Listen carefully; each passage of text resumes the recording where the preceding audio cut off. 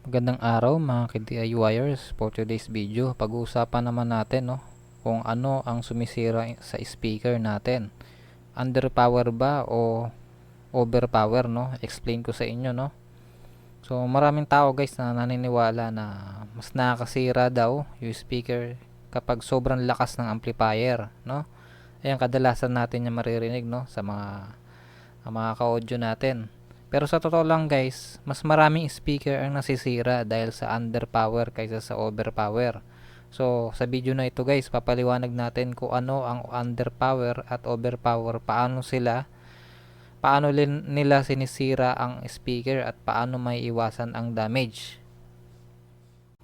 So guys, disclaimer lang ang video na to guys ay educational purpose only Wala tayong actual na gagawin dito.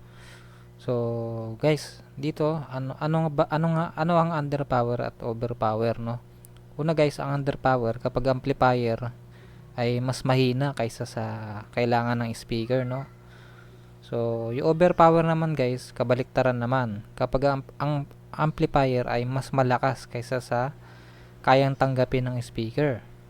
So pareho silang pwede makasira guys ng speaker pero magkaiba ng paraan. Yan. Unahin natin guys yung underpower. Paano sinisira ng underpower ang speaker So dito guys sa picture na to, kapag ang amplifier daw ito ay mahina, for example 60 watts. So 60 watts RMS yung amplifier natin pero yung speaker natin ay 100 watts. So mas mahina yung 60 watts Mas mahina yung amplifier natin.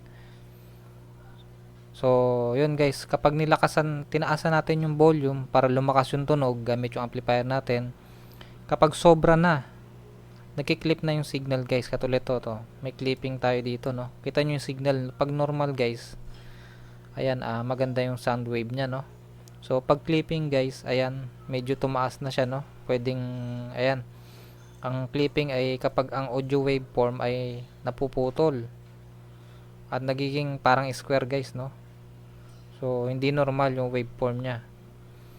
Sa kadahilan guys na may sobrang high frequency energy na pumupunta sa speaker. So, ayun yung magiging kadahilan ng kaya nagpapainit ng voice coil. Ayan, ito yung voice coil natin nakakasira din siya sa tweeter at mid-range guys, lalo na kapag walang capacitor Pero syempre dahil kadalasan yung mga speaker natin, yung mga hooper, hindi natin yun kailangan lagyan ng capacitor.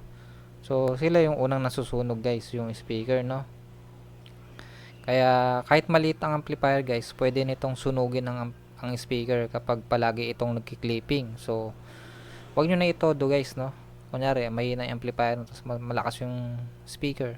Wag niyo na itodo guys yung natin, yung amplifier para hindi masunog yung voice coil. So yun guys. So dito naman tayo sa overpower guys. Paano sinisira ng overpower ang speaker? So sa overpower naman guys, ang amplifier ay kayang magbigay ng mas maraming power kaysa sa kaya ng speaker So kapag ito ay tuloy-tuloy pinapalo sa mataas na volume guys, masusunog din yung voice coil. So, yan, masusunog yung voice coil natin Ganun pa rin masusunog yung voice coil guys Tapos kapag lumakpas sa excursion limit ang cone, magkakaroon talaga ng mechanical damage katulad nito guys Nakita nyo, sira yan mapupunit guys yung cone. So, warp yung coil tapos totally magiging dead ng speaker So, pwede pa yan umusok guys kapag kapag nasobra ng release yung amplifier Kita nyo naman guys, 150 watts yung amplifier tapos 100 watts yung speaker.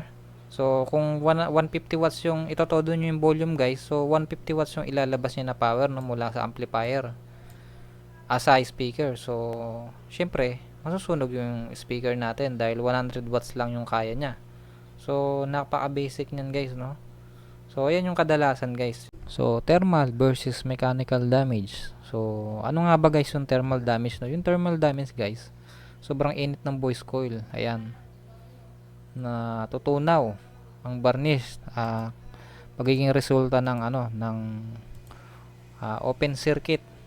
So sa mechanical damage naman guys, mapupunit ang count o surround dito guys, oh. Pupunit yan. So yan, dahil overpower, thermal plus mechanical damage yan, no. Kapag underpower naman guys, mostly lang, ayan, thermal damage lang kapag underpower, yung loob. Kaya minsan magugulat ka na lang, yung speaker mo hindi na tumutunog, wala naman damage sa labas, pero yung voice call sunog. So ganun kasimple guys. So alin nga ba ang mas delikado guys, underpower o overpower? So mas delikado guys yung underpower, no. Dahil hindi mo namamalayan ang clipping. Mukhang normal lang ang tunog guys, tapos pero unti-unti na palang sinisira ang speaker. Yan guys, oh. Pero sa overpower guys, so obvious naman yan guys, malakas agad tapos halatang risky. So magagaralgal na siya, no. Pag nalaman mo nagagaralgal na siya, ibig sabihin hindi na kaya nung cone. Ayan, malakas agad tapos gagaralgal na siya. So doon malapit na siya masunog. So pag tinodo nyo pa siya, so wala na, pwede nang ma-dead yung speaker nyo. So mas delikado guys yung underpower dahil hindi mo siya namamalayan. So ito na yung pinakahintay natin guys, paano maiiwasan ang damage, no. So una-una guys, gumamit ng amplifier na 20 to 50% higher lang, no, na RMS kaysa sa amplifier. Wag naman guys yung sobra-sobra, no, yung katulad nung halos 100% na. For example, 100 watts yung speaker tapos 200 watts yung amplifier, no. So ano naman yun, sobra-sobra na yun guys, wag yung ganun. So pero kung guys, kung for example amplifier nyo 400 watts tapos 200 yung left, 200 yung right. So yung amplifier nyo, yung speaker nyo na ikakabit, dapat parehong 200 lang din, no, left and right. So ganoon dapat guys, or mas higher yung amplifier ng konti, no, 20 to 50%. So kukomputin nyo na lang yan guys, no. So yun, wag mag-clip ang amp, iwas sa red light, no. So meron kasing mga amplifier guys, yung may mga red na siya, no, yung may mga indicator na red. So pag ganun guys, nagki-clipping na yon. So iwasan natin yung ganun.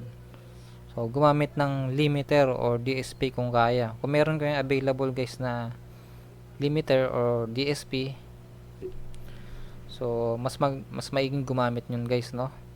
So wag i-max ang volume ng matagal guys. So ayun, lagi natin iwasan guys yung volume, wag ito todo, no. Ayun yung pinaka ano yun guys, standard yun guys, no. Laging 12 o'clock kung maaari guys, no. Laging pag magvo-volume kayo, laging 12 o'clock lang. So ayun yung pinaka the best guys. Kahit sinong mga audio na mga expert dyan, alam yung ganun, no. At ayun din yung nire-recommend nila. So gumamit din ng tamang impedance guys. So yan, natalakay na natin yan guys, no. Importante yung impedance, hindi lang yung watts guys, no. For example, yung amplifier mo, 4 ano lang to, 4 to 16 ohms, 4 to 16 ohms lang yan. So yung speaker lang dapat na ikakabit mo guys ay below 4 ohms. 4 ohms lang din to 16 ohms yung speaker na pwede mo ikabit. So wag ka magpaparallel ng dalawang 4 ohms kasi magiging 2 ohms na siya at malakas na yung hatak ng power. So yun, masisira na yung speaker guys. So yun guys, ganun lang kasimple guys, no. So sana may natutunan kayo sa video natin guys, no. Oops, bago ang maalimutan guys, no. For example, meron tayong example dito guys. Ayan, para madaling intindihin. Meron tayo dito 100 watts na RMS speaker sa 8 ohms. So dapat yung amplifier natin ay 120 to 150 RMS sa 8 ohms din. So yun yung pinaka ano dun guys, para walang clipping at hindi too much power yung maibibigay ng amplifier natin papunta sa speaker. So yun lamang guys, no. Maraming salamat guys, and kung nato lang video na to guys, huwag kalimutan mag-like, subscribe at comment kung ano-ano